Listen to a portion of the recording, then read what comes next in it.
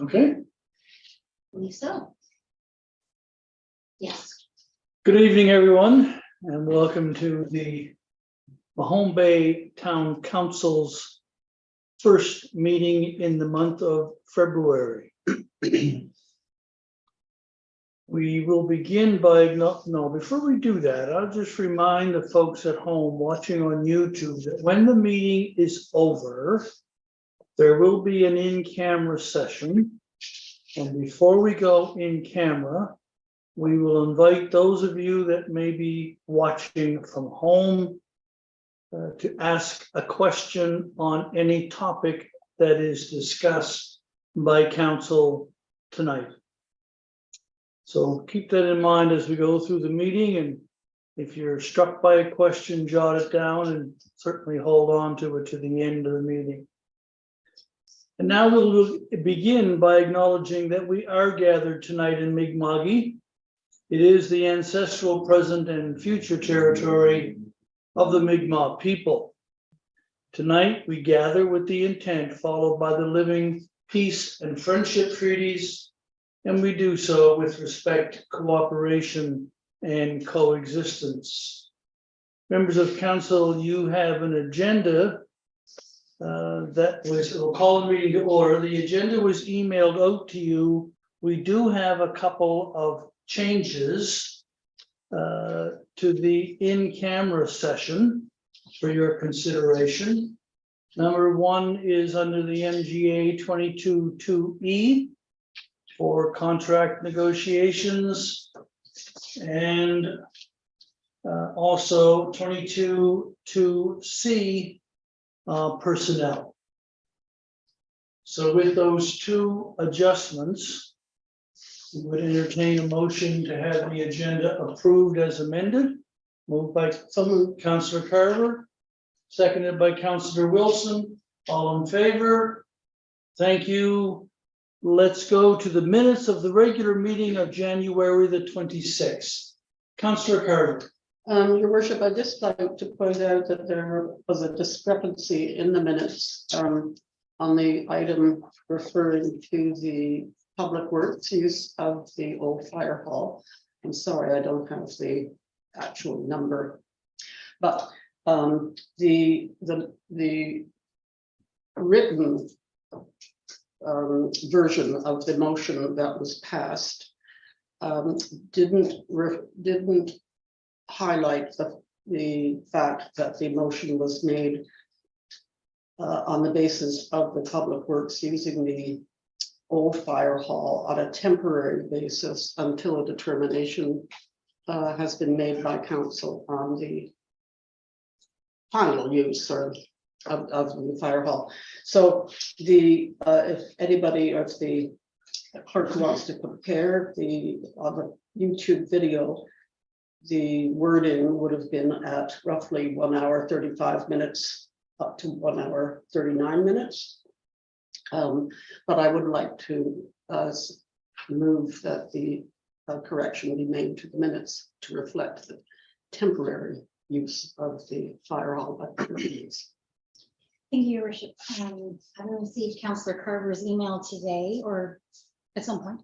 I did go back and check that timestamp, and that was the one where I was really struggling to capture what was happening there. And the wording used was until a decision is made. So what we really want to make sure is that it's captured. We can definitely make that amendment if this motion passes, but also that would have to be clear that staff would need to get some sort of signal from council, but that's this is the time to do whatever. So I don't know, the CAO and I had a brief conversation about this today. Did you have anything more specific than that? No, I think that was the key thing. It's just, at this time, the understanding is it would be a temporary use until council provides direction as to the permanent fate of the building. So I think that captures it well. I think it's important to say council provides direction, because otherwise it could be arguable when we have made the next step, and if the next step is the last step. So yeah, I think that would be good, Maureen. So the missing piece then, the amendment that Councillor Carver is proposing, is around the fact that it's a temporary use until such time as a final determination on the use of the building is made.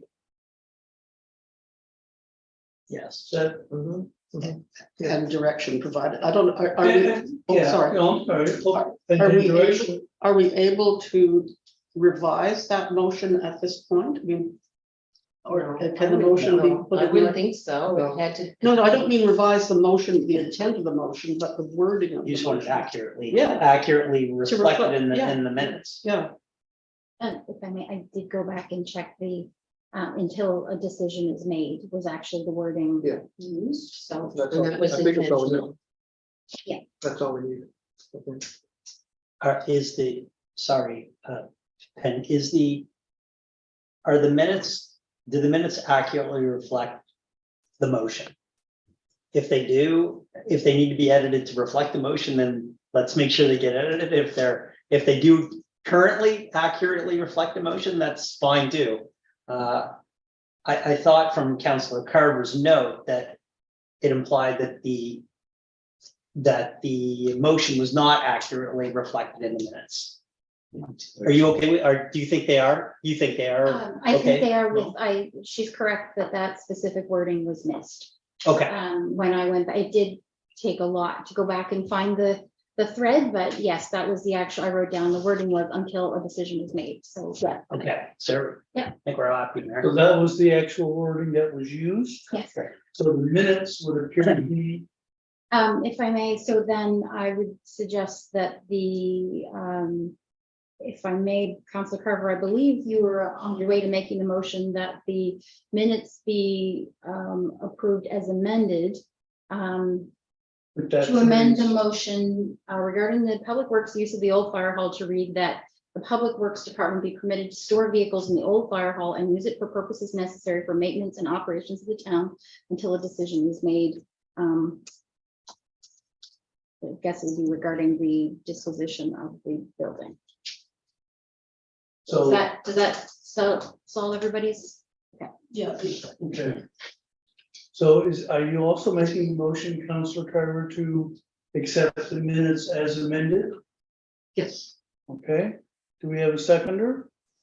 Councillor Lawrence-Croft? Mhm. These new kids on I the. know, that's all right. Mhm. Okay, on the question. All in favor? Motion is carried, thank you. Then let's go to correspondence items. There are no presentations tonight. And we've got 3 items on the correspondence. One is a note from Ms. Cook and our water system. CAO, did you have a comment on that one or an I observation to make or? think staff this time were requested to provide a memorandum with it, so that was included. I think I'll just reiterate that our recommendation is that this request not be granted. Okay, Councillor Carver. I personally would like to support the request for reimbursement. As pointed out in the memo from staff, the Zwicker Lane residents have a unique situation in that they require special pumps to obtain adequate water pressure. This customer has previously demonstrated knowledge of the proper procedure to turn off the pump when notification of water stoppage is received, as she stated in her letter. It wasn't clear to me whether the customer has ever been advised to install a fail-safe valve, and staff can let me know later on. The December 13th notice that went out publicly didn't specify Zwicker Lane. And it doesn't seem fair to me to assume that residents of Zwicker Lane would know that the addresses that were given specifying Main Street would include the pipes going to Zwicker Lane, something that the staff knew, but that wasn't specified. Zwicker Lane wasn't specified. The staff memo to council for this meeting notes that the likely cause of damage to the pump was air in the lines, and with the implication being that the air resulted from failure to turn off the pump. And the staff memo states that reimbursement was denied because of a quote, long-standing town procedure but did not cite a town policy or bylaw to support that. Since that memo was received, we've been informed of the existence of an order of the Nova Scotia Utility and Review Board, the Town of Mahone Bay Water Utility Schedule of rules and regulations governing the supply of water and water services, which is shown as Schedule D in a very lengthy report. The relevant item about liability is found on page 18. And this order is found on the town website at the very end of items shown on the water wastewater page. A somewhat obscure location for the general public to find and understand. So given the unique situation posed by properties on Zwicker Lane, together with the fact that Zwicker Lane properties were not mentioned in the town's alert message, and the fact that limitations on the town's liability for damage to parts of the water system on private property have not been clearly conveyed to town residents, in my understanding, I believe that this water utility customer deserves reimbursement costs. So I move that council direct staff to reimburse Doris Cook $1,777.90 for the cost of replacing her pump, and further that staff place information on water bills about the limits of town liability for any plumbing items located on private property. Thank you. Councillor Wilson seconds the motion. On the question,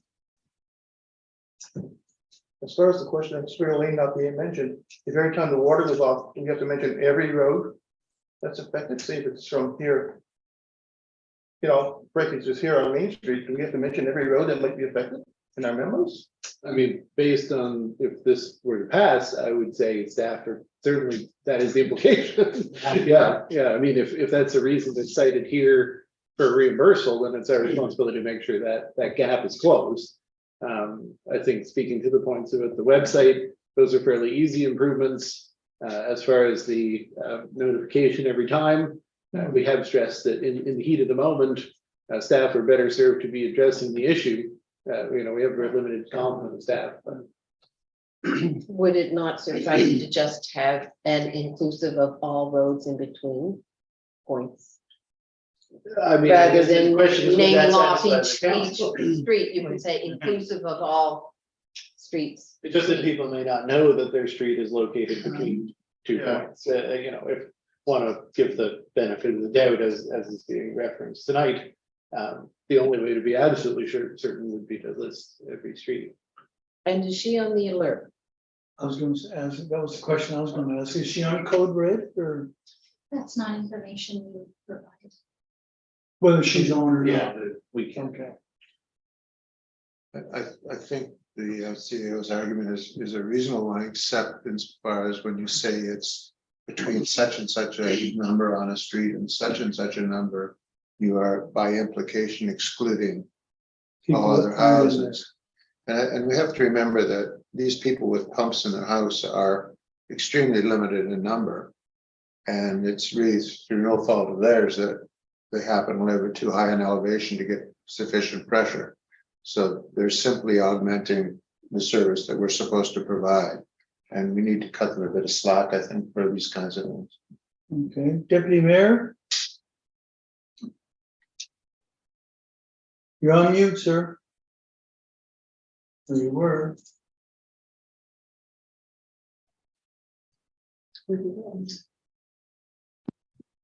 Can't hear you, Francis. There you go. Oh, there you go. You can hear me now? Yeah. Yeah. I was trying to speak for a while now, but sorry about that.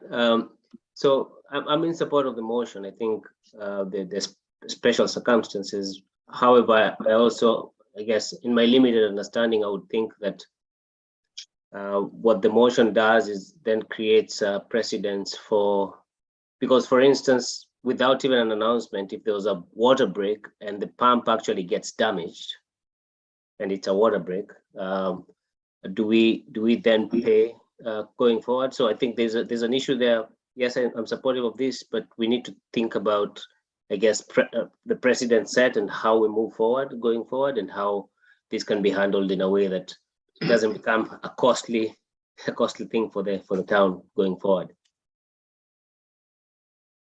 Okay, thank you. Counselor Carver. I think that but the motion that I made, which includes, well, maybe it should have included a mention that this would be a one-time reimbursement. And that by pointing out the limitations in the order of the Utility and Review Board, that makes it absolutely clear what the town limitations are. The reason I was making this motion is that I don't think it was absolutely clear publicly that the town's liability is limited. Does that make any sense? It is good, yeah. So I don't see this paying the reimbursement for this particular case sets a precedent that, because by putting the information out, letting it be clearly known what the limits of the town liability are, that would end the situation. Okay, So do we put out that information every time we put out an alert, every time there's a water breakage? And also, by saying this is a one-time deal, so next week a water main breaks and somebody's has damage. Can we say, no, we've given it out once, we can't give it out again? I mean, that's, I think we are setting a precedent here. Counselor, CAO. Well, did you want to go first, Joe? Well, I'll just be brief. I don't think the town has any liability for this issue, but from time to time, the town has intervened as it relates to the water utility to really make individual customers whole for something completely unusual and unique. For example, we had a customer 18 months ago that didn't know that they were a pipe broke and they drained half, I think it was like 400,000 cubic meters of water that drove an $8,000 water bill. And no one knew about it until we went and metered the water. And obviously we didn't charge the water utility customer because we just didn't think it would be fair. Again, so I think if council's inclined to be helpful and to try to make and be fair with the customer, try to make them whole, I think we have to move away from the language of liability and really talk about a credit. Like, fair enough, like we're just going to give you a credit on your water bill. And as you consume water over the next year and a half, the first $1,500 of water bills on us. And I think we really do need to decouple I wouldn't use the term rebate or refund, or I think we just need to pick a fair number that we think we're comfortable with and the community thinks is reasonable. And we should just place a motion to provide that credit on the customer's bill, and they will continue to use that credit until it's used. And that way we don't get into any receipts and we're not reviewing plumbing bills and as well, we're not declaring that we have any actual liability for this issue, because I think it's crystal clear from the staff's memo that we don't. Well, it's great. Thank you for going first. I'll pick up on that as well. I think the board's regulation makes it extremely clear that we don't have liability in this circumstance, but as Councillor Feeney mentioned, not having liability doesn't preclude the issuance of a loyalty credit. I mean, that's a very common thing for businesses. They're not doing it because they have to, they're doing it to acknowledge the circumstances and that they wish to retain that customer. And I think Councillor Wilson did a good job to point out that these customers have had to take steps that other customers in town haven't had to take in terms of installation of a pump, and to recognize those unique circumstances. That's something certainly within council's purview to do. I would caution linking it both to liability, but also again to the notion of insufficient notice, because I I don't believe that we failed to provide notice in this case, although we're always learning to improve our procedures. I think a direct association between a precedent setting, payment to someone and a failure to give notice implies that that is the reason for this credit being offered, as opposed to the damage suffered to their pump, which seems to be the reason the compensation is being, or that loyalty credit is being considered. So I like where that discussion has gone in terms of past and future precedent, Right. but certainly we remain not liable for damage occurring as a result of that. Deputy Mayor. Yeah, I think between Joe and Dylan, they've covered what I wanted to talk about, and I think having a credit would make sense going forward. Mayor, I think in the past, when we've run into these situations, our motions have been something to the effect of 39, council approves a credit to the homeowners on 39 Swicker Lane. I think generally it's been to that effect, and essentially the economic benefit unfolds. So I think that hits the spirit of Councillor Carver's motion. Is just designed in a way that doesn't necessarily, that I think it's just designed a little differently. What do you think? How many of these pump situations are there in town? Mr. Hunt? I don't know the number in front of me. This would apply to all of the properties essentially above the water treatment facility. So my understanding is that really is limited to the properties on Main Street headed towards Blockhouse and properties on Long Hill Road. In both cases, they eventually get up to the same altitude as the facility. So at that point, their water pressure would drop to nothing because it's a gravity fed system. So there are a number of properties located in those two areas. And who installed or who paid for the pumps in the first place? When they Yeah, first- this would be their own Was responsibility. their own My aunt responsibility? and uncle, my in-laws, all Yeah, okay. have their own. And I guess we should note the council has prioritized a wastewater upgrade on Main Street, that if we get the go ahead to proceed with it, if we get the We'll external eliminate funding, that problem. it will actually, well, it has the potential to, it's up to us to give the final design go ahead, but there is the opportunity to eliminate the need for pumps, at least reduce the need for pumps. I guess I can't say eliminate. The pressure will improve. Whether it improves as much as people would like to say that they would choose to no longer utilize the pump is an individual decision, but it should improve the pressure to those areas at least. Okay. I don't know where we are with the motion. What I have now, what Council Carver originally made and was seconded by Councilor Wilson, is that council directs staff to reimburse Doris Cook $1,777.90 for her damaged water pump, and further that town staff include information on water bills regarding personal liability.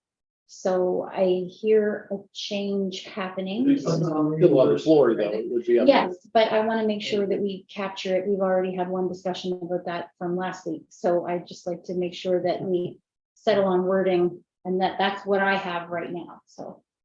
Well, if I may. Councillor Carver. Yes, so as the original mover, I would certainly accept Councillor Feeney's suggestion that it be phrased as a credit, if that's more acceptable. And to say that it is the property owner of 32 Swicker Lane. So I move the council direct staff to provide a credit in the amount of $1,778. I've rounded it up. To the customer at 32 Swicker Lane. And further, that staff place information on all water bills about the clause referring to liability, and that's contained in the order of the Nova Scotia Utility Review Board. Do you have a seconder? Are you comfortable with I will that? second, but I would suggest just a slight added word of credit on the water bill. Fine. It just clarifies. That's a good question. That's a good question on the alert. Could we include something in there for that? Or I know we can't give out information as to whether she receives the alert or not, but could we point it out to her that it's available? If, so that she wouldn't have to run into this problem again of not knowing about the water shutdown? Just, you know, a friendly suggestion that she put her name in there to get on that. There will be a letter that will go out, so it can remind her that if she hasn't done so, she could do so. She can be eligible, yeah. A logistic issue is that,